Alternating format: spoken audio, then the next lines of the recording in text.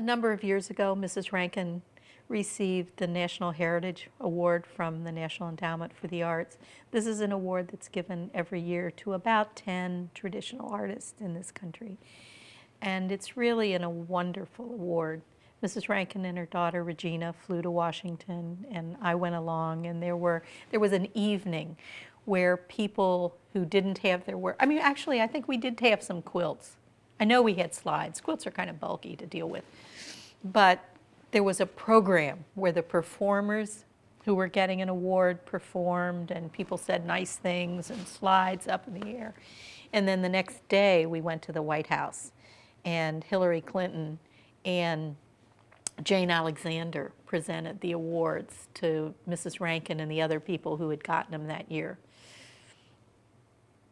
I probably shouldn't say this on tape, but I have a love-hate relationship with the federal government in this country. I think a lot of times they do things that I wish they wouldn't do in my name.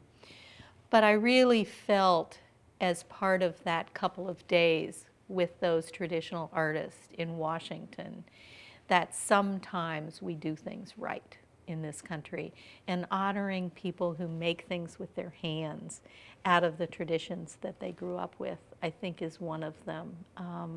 All of those people I would like to have known better. And that goes off pretty much too for the people I met who work with them, you know, because most artists don't work alone, at least traditional artists don't work alone. So it really was kind of wonderful. You'd have to ask Mrs. Rankin, but it's a $10,000 prize, and that's a significant amount of money for, well, for most people, and certainly for most traditional artists.